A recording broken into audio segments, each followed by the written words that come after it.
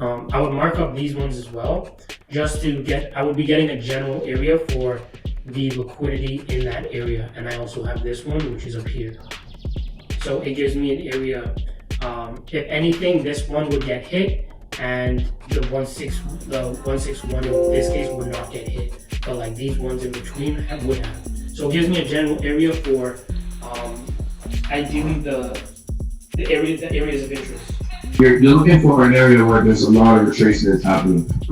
Like let's say that there's a 161 here, the larger 161, so that would be a good area. That would be one right here. Yeah. So basically, I'm going for these areas, but what happens sometimes is more market structure will develop in between. And those forms the entry. Yes, but I'm still looking for these areas. It's partly why we have this as the weekly, and I say like this is a more likely area. This is also an area, I would say a better area because we have the weekly pin. So prices can come here to this area, consolidate, whatever. But more than this being the mid zone, because we ideally believe price will go from here to here and then up to the next one or back down to this one, but travel from support to resistance. So this one is closer. Alright.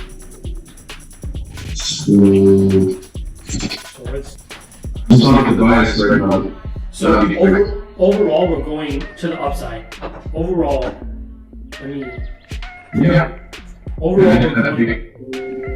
but right now during this move, because this is the Fibonacci move, this 127 area could be the area that we extend out to the most, right? If we go from, if this were to be our normal TP, right? The way that we trade it. So this is an area of conflict, obviously, because it's a weekly area. We just have to see how it battles against it. Will it dip back below here? Will new market structure be formed? But I would see this area be hit because this is a weekly resistance and we didn't hit yet. Does that make sense? That makes sense. Yeah. Then from there, so from there, if it does this, that would be an entry. So then there. I could, basically. You can measure that move, depending how wide that move is, that bullish move, you can measure that and see where the bid lines up. That would be confluent with this. So that would be a good buy. Like right there, if it forms like a... This is what I mean. We'll just keep this as an area of interest, but we know as the market structure develops, there can be situations just like this, where we have this move, which gives interest to this, but we have these moves, which give interest to something down here, right? So different time frame things. I can get stopped out here, but I'm still going with the higher time frame move, essentially. But also, how could I say that? I would say in terms of, let's say, technical analysis and risk management and managing like the numbers, what's the importance between the two? Like, is it like 50% technical analysis, 50% risk management and numbers, or is it more like 70% risk management, 30% analysis? Probably more like 10% analysis and 90% risk management. Like it's more just about risk management. Yeah, so at the end of the day, technical analysis, it's not even that important, right? It's just having a systematic approach. You need, no matter, like there are certain things to a trading plan that we should put in place, certain things that will make, basically put the odds in our favor, give us an edge in the market. And there's many ways to go about them. You can go about them whether you're trading on the average or whatever, but generally you want to risk less to gain more.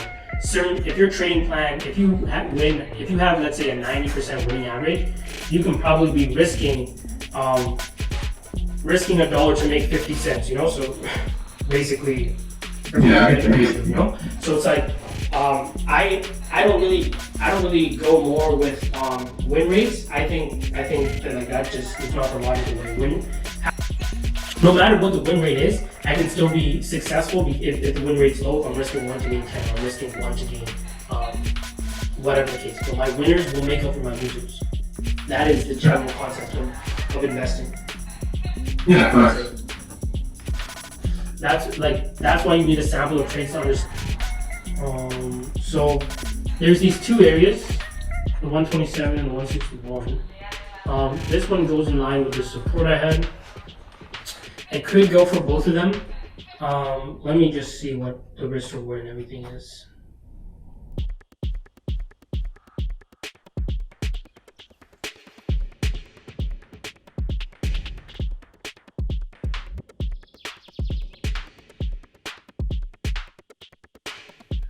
Yeah, so one of these would pretty much make up. I don't really want to do the 127 level, and that's for risk management reasons, because the interacting candle is right here. Let me delete these. Interacting candle is right here, and so the stop loss should go right there. But we have another really big white candle right here, which goes right down there, which is going to be the stop loss for the 161. So I kind of really realistically want to make this stop loss like this, which gives me, I can do this too, because it's more than risk margin increase, so I can do that too. But realistically, this is where I want to place the stop loss because there's that wick there. But now that I see what the risk reward is, I can do that. I can do that.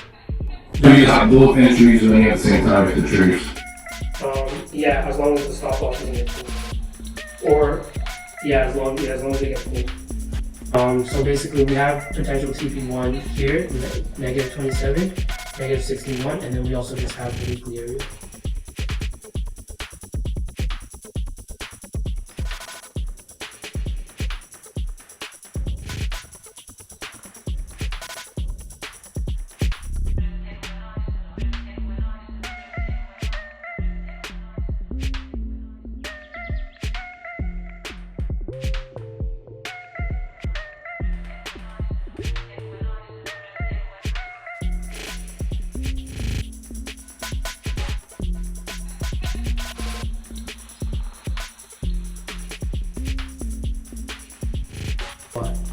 Given, and then at the end of the week I want another update.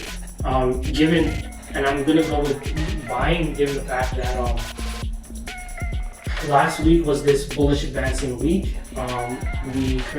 Last thing that we did was break above this resistance, and that's what we're looking for when we use this on the dip, the break above, and then we look for the retest to go below, which this will be below this area. To go back to the upside. If not, then we'll come back to this area and we'll stall, or we'll try to go back to the downside.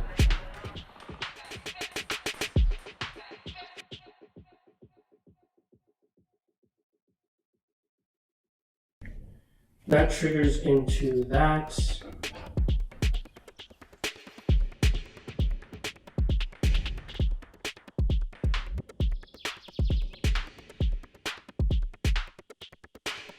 Would actually, with this one, yeah, I would have that measured and look to see if we can pull back. Interacting candle right there. Keep that in mind. Broken. And leave my stuff going back in time. It's just that. Match up with this. Round B break even. Yes, we would. So, okay. Let's see, if we go back here.